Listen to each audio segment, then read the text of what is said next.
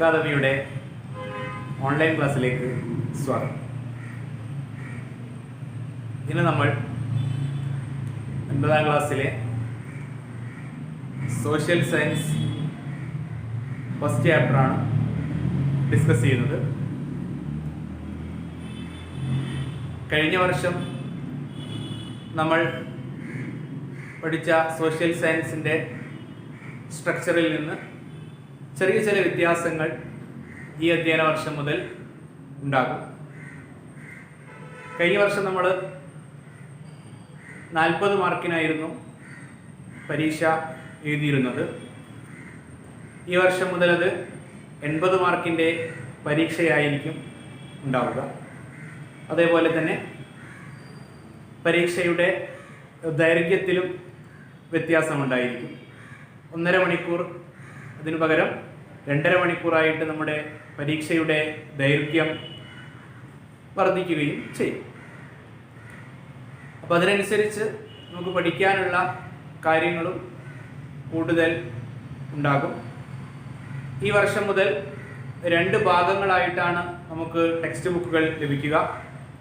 Social science 1, social science 2 എന്നിങ്ങനെ 2 പാർട്ടുകളായി നമുക്ക് text ബുക്കുകൾ അവൈലബിൾ ആകും.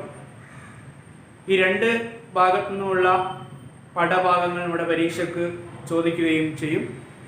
ഒരു ഭാഗത്ത് കൂടുതലും ഹിസ്റ്ററിയുമായി ബന്ധപ്പെട്ടിട്ടുള്ള കാര്യങ്ങളും സോഷ്യൽ സയൻസ് 2-വിൽ ജിയോഗ്രഫിയുമായി റിലേറ്റഡ് ആയ കാര്യങ്ങളുമായിരിക്കും കൂടുതൽ നമുക്ക് പഠിക്കാനുണ്ടാവുക. നമ്മളിന്ന് ഡിസ്കസ് ചെയ്യാൻ പോകുന്നത് സോഷ്യൽ സയൻസ് 1 ആണ്.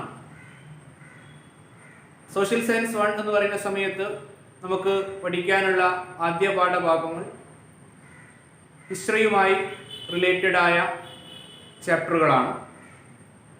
നമ്മൾ കഴിഞ്ഞ വർഷം പഠിച്ചതിൻ്റെ തുടർച്ചയായ കുറച്ച് വിവരങ്ങളാണ് നമുക്ക് ഈ വർഷം പഠിക്കാനുള്ളത്.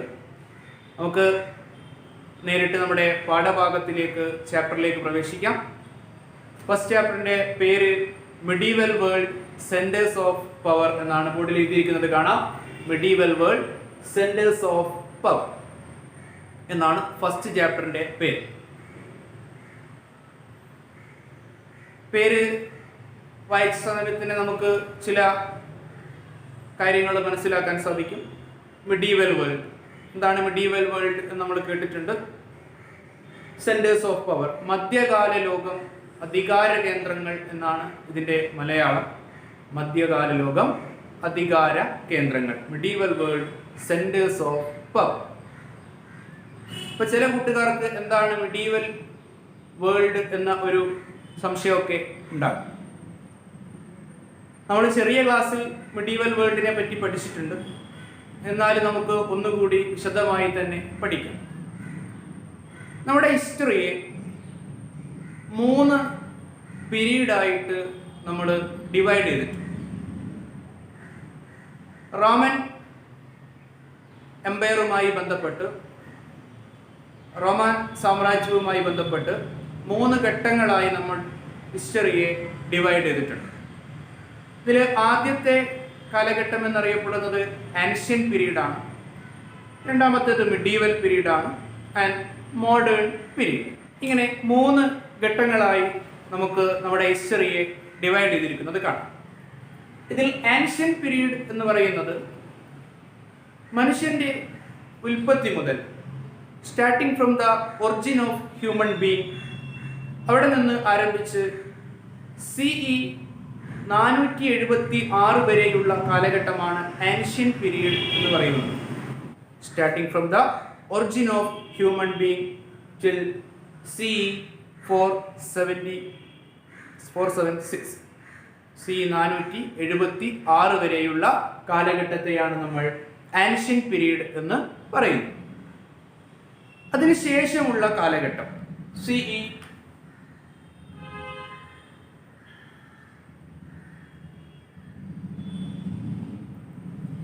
476 മുതൽ 1453 വരെയുള്ള കാലഘട്ടത്തെയാണ് മിഡീവൽ പീരീഡ് എന്ന് പറയുന്നത്. അതിനുശേഷമുള്ള കാലഘട്ടത്തെയാണ് നമ്മൾ മോഡേൺ പീരീഡ് എന്ന് പറയുന്നത്. ഇതിൽ ആൻഷ്യൻ പീരീഡിനെ പറ്റിയുള്ള കാര്യങ്ങളൊക്കെ നമ്മൾ കഴിഞ്ഞ വർഷം 8th സ്റ്റാൻഡേർഡിൽ പഠിച്ചതാണ്.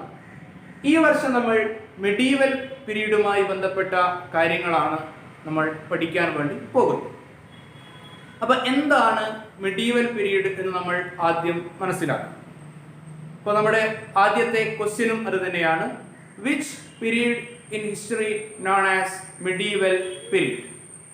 ചരിത്രത്തിൽ ഏത് കാലഘട്ടമാണ് മെഡീവൽ പീരീഡ് എന്ന പേരിൽ അറിയപ്പെടുന്നത് എന്നാണ് ആദ്യം നമ്മൾ പഠിക്കുന്ന ചോദ്യം. അപ്പോൾ ഫസ്റ്റ് ക്വസ്റ്റ്യൻ ഇതാണ്. Which period in history known as medieval period? അപ്പോൾ അതിൻ്റെ ആൻസറാണ് നമുക്ക് കിട്ടേണ്ടത്. ബോർഡിൽ നമ്മൾ എഴുതി വെച്ചിട്ടുണ്ട്. അതിനെ നമുക്ക് ഒന്നുകൂടി കൃത്യമായിട്ട് നമുക്ക് അതിനെ ഡിഫൈൻ ചെയ്യാൻ പറ്റും. The period between 5th and 15th century CE known as medieval period. ഒന്നുകൂടി ശ്രദ്ധിക്കുക. The period between 5th and the 15th centuries CE is known as medieval period. അപ്പം CE 5ാമത്തെ നൂറ്റാണ്ട് മുതൽ 15ാമത്തെ നൂറ്റാണ്ട് വരെയുള്ള കാലഘട്ടത്തെയാണ് നമ്മൾ മെഡീവൽ പീരീഡ് എന്ന് പറയുന്നത്. The period between 5th and 15th centuries CE is known as medieval period. ഇപ്പോൾ ചില ആളുകൾക്ക് എന്താണ് CE എന്ന് ചിലപ്പം സംശയം ഉണ്ടായേക്കാം. നമ്മൾ പഠിച്ച കാര്യമാണ് CE. CE മീൻസ് കോമൺ ഇറ. കോമൺ ഇറ എന്നതിൻ്റെ ചുരുക്കരൂപമാണ് CE. CEക്ക് മുമ്പുള്ള കാലഘട്ടത്തെ നമ്മൾ BCE എന്നാണ് പറയുക, ബിഫോർ കോമൺ ഇറ. അപ്പം CE 5ാമത്തെ നൂറ്റാണ്ട് മുതൽ 15ാമത്തെ നൂറ്റാണ്ട് വരെയുള്ള കാലഘട്ടത്തെയാണ് നമ്മൾ മെഡീവൽ പീരീഡ് എന്ന് വിളിക്കുന്നത്. The period between 5th and the 15th centuries CE is known as medieval period. The term medieval period does not refers same period all over the world. മധ്യകാലഘട്ടം എന്നറിയപ്പെടുന്നത് 5ാം നൂറ്റാണ്ട് മുതൽ 15ാം നൂറ്റാണ്ട് വരെയാണെങ്കിലും ലോകത്തെല്ലാ സ്ഥലത്തും ഇത് ഒരേ കാലഘട്ടത്തിൽ അല്ല. റീജിയണലായ പ്രാദേശികമായ ചില വ്യത്യാസങ്ങൾ ഇതിൽ നമുക്ക് കാണാൻ വേണ്ടിയിട്ട് സാധിക്കും. The political structure in the medieval period was similar. മധ്യകാലഘട്ടത്തിലെ രാഷ്ട്രീയ ഘടന എന്ന് പറയുന്നത് സമാനമാണ്. എന്നാൽ the forms of authority was different. ഇവിടെ ഉണ്ടായിരുന്ന അധികാര രൂപങ്ങൾ വ്യത്യസ്തമായിരുന്നു. രാഷ്ട്രീയമായ ഘടന, പൊളിറ്റിക്കൽ സ്ട്രക്ചർ സെയിം ആണെങ്കിലും അവിടെ ഉണ്ടായിരുന്ന ഫോംസ് ഓഫ് അതോറിറ്റിയിൽ, അധികാര രൂപങ്ങളിൽ നമുക്ക് വ്യത്യാസം കാണാൻ വേണ്ടിയിട്ട് സാധിക്കും.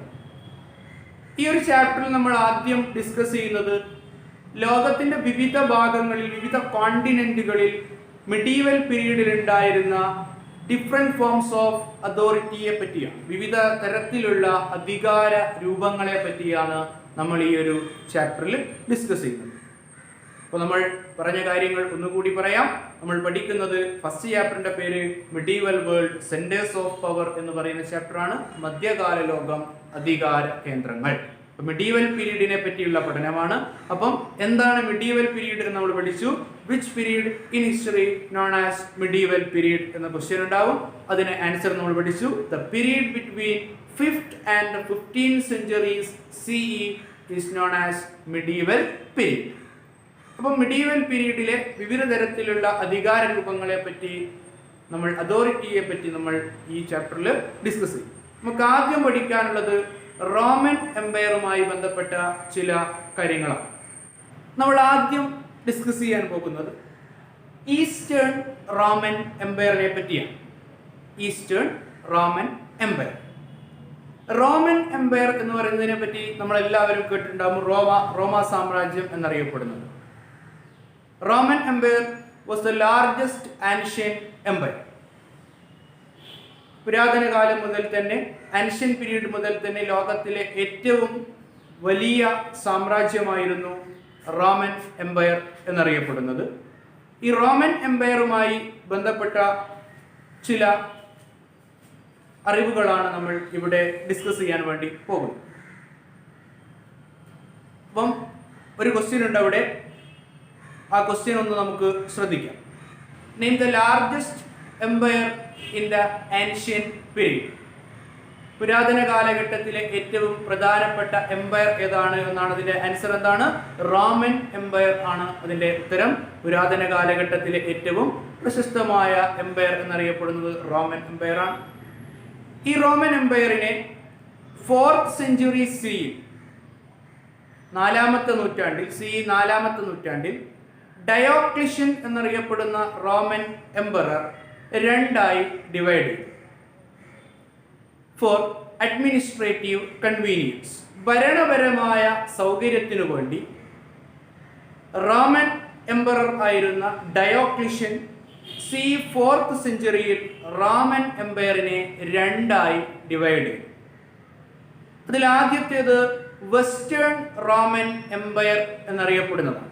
Western Roman empire with the capital at Rome and the eastern Roman empire with the capital at Constantinople.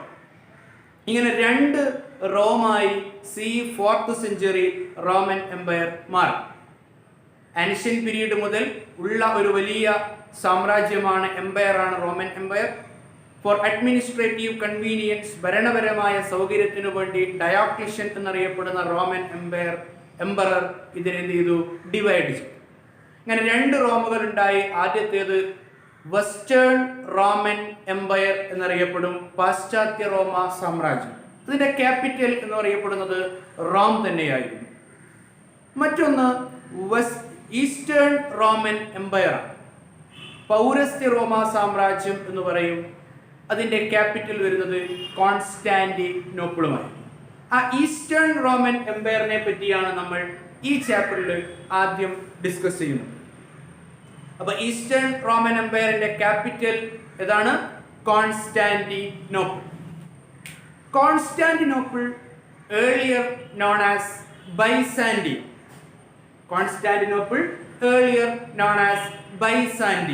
Constantinople ആദ്യ കാലഘട്ടത്തിൽ അറിയപ്പെട്ടിരുന്നത് ബൈസാൻഡിയം എന്ന പേരിലായിരുന്നു. Because the eastern Roman empire otherwise known as Byzantine empire. അതുകൊണ്ട് തന്നെ ഈസ്റ്റേൺ റോമൻ എംപയറിനെ നമുക്ക് ബൈസാൻഡിയൻ Empire എന്നും വിളിക്കാം. അതുകൊണ്ട് തന്നെ ഈസ്റ്റേൺ റോമൻ എംപയറിനെ നമ്മൾ ബൈസാൻഡിയൻ എംപയർ എന്നും വിളിക്കാറുണ്ട്. ബൈസാൻഡിയൻ എംപയർ എന്ന് വിളിക്കാറുണ്ട്. അപ്പൊ ശ്രദ്ധിക്കുക, നമ്മൾ പഠിക്കുന്നത് ഈസ്റ്റേൺ റോമൻ എംപയറിനെ കുറിച്ചാണ്. ഈസ്റ്റേൺ റോമൻ എംപയറിന്റെ ക്യാപിറ്റൽ കോൺസ്റ്റാന്റിനോപ്പിൾ ആണ്.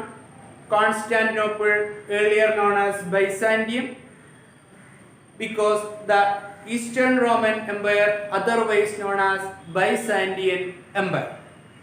Next we discuss about Justinian. The greatest Eastern Roman emperor was Justinian. Justinian was the greatest Eastern Roman emperor. Eastern Roman Empireലെ ഏറ്റവും പ്രധാനപ്പെട്ട ശക്തനായ എംപറർ ആയിരുന്നു ജസ്റ്റീനിയൻ എന്നറിയപ്പെടുന്ന വ്യക്തി. ജസ്റ്റീനിയന്റെ ഏറ്റവും ഇമ്പോർട്ടൻ്റ് ആയ കോൺട്രിബ്യൂഷൻ എന്നറിയപ്പെടുന്നത് അദ്ദേഹത്തിന്റെ കോഡ് ഓഫ് ലോ ആണ്. കോഡ് ഓഫ് ലോ എന്താ? കോഡ് ഓഫ് ലോ നിയമ സംഹിത എന്നറിയപ്പെടും. റോമിലുണ്ടായിരുന്ന എല്ലാ എക്സിസ്റ്റിംഗ് ലോയും കോഡിഫൈ ചെയ്ത് അദ്ദേഹം പുതിയൊരു കോഡ് ഓഫ് ലോ ക്രിയേറ്റ് ചെയ്തു, ഒരു നിയമസംഹിത ഉണ്ടാക്കി. ആ കോഡ് ഓഫ് ലോയെ നമ്മൾ കോർപ്പസ് ജൂറിസ് സിവിൽസ് എന്ന പേരിലാണ് വിളിക്കുന്നത്. അപ്പം ഈസ്റ്റേൺ റോമൻ എംപയറിലെ ഏറ്റവും ഫേമസ് ആയ എംപറർ ആയിരുന്നു ജസ്റ്റീനിയൻ. ആ ജസ്റ്റീനിയന്റെ ഏറ്റവും പ്രധാനപ്പെട്ട ഹൈലൈറ്റ് എന്നറിയപ്പെടുന്നത് അദ്ദേഹത്തിന്റെ കോഡ് ഓഫ് ലോ ആണ്. ആ കോഡ് ഓഫ് ലോയെ നമ്മൾ കോർപ്പസ് ജൂറിസ് സിവിൽസ് എന്നാണ് വിശേഷിപ്പിക്കുന്നത്. Corpus Juris Civilis. പ്രധാനമായും 3 പ്രിൻസിപ്പിൾസിനെ ബേസ് ചെയ്തായിരുന്നു ഈ code of law Justinian form ചെയ്തത്. Reasoning, justice, generosity. ഈ 3 ഐഡിയോളജി, 3 പ്രിൻസിപ്പിൾസ് ആയിരുന്നു ഈ കോഡ് ഓഫ് ലോ നിർമ്മിക്കുന്നതിന് വേണ്ടി ജസ്റ്റീനിയൻ ഉപയോഗിച്ചിരുന്നത്. ഒന്നുകൂടി പറയാം ആ principles: reasoning, justice, generosity. Reasoning, justice and generosity. യുക്തി, നീതി, ഔദാര്യം എന്നാണ് മലയാളത്തിൽ ഈ 3 ആശയങ്ങൾ അറിയപ്പെടുന്നത്. ഈ 3 പ്രിൻസിപ്പിൾസിന്റെ ബേസിലായിരുന്നു ജസ്റ്റീനിയൻ അദ്ദേഹത്തിന്റെ കോഡ് ഓഫ് ലോ നിർമ്മിച്ചിരുന്നത്. ലോകത്തിലെ പിൽക്കാലത്ത് പല ഭരണാധികാരികളും അവരുടെ നിയമങ്ങൾ നിർമ്മിക്കാൻ വേണ്ടി അടിസ്ഥാനമാക്കിയിരുന്നത് ജസ്റ്റീനിയന്റെ കോഡ് ഓഫ് ലോ ആയിരുന്നു. ജസ്റ്റീനിയന്റെ കോഡ് ഓഫ് ലോക്ക് 3 ഭാഗങ്ങൾ ഉണ്ടായിരുന്നു: the code, the digest, institute. The code, the digest and institute എന്നിങ്ങനെ 3 ഭാഗങ്ങളാക്കി നമുക്ക് ജസ്റ്റീനിയന്റെ കോഡ് ഓഫ് ലോയെ തരംതിരിക്കാൻ സാധിക്കും. അതേപോലെ മറ്റൊരു പ്രധാനപ്പെട്ട ആശയം എന്ന് പറയുന്നത്, ജസ്റ്റീനിയന്റെ ഭരണത്തിന് ശേഷം, after Justinian, the Eastern Roman Empire became decayed. അത് തകരാൻ തുടങ്ങി.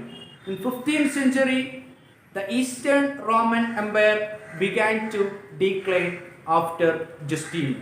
ജസ്റ്റീനിയന് ശേഷം ഈ റോമ സാമ്രാജ്യം തകരാൻ തുടങ്ങി. അദ്ദേഹത്തിന് ശേഷം ശക്തനായ ഭരണാധികാരികൾ ഇല്ലാതിരുന്നത് ഈ ഈസ്റ്റേൺ റോമൻ എംപയർ തകരുന്നതിന് കാരണമായി.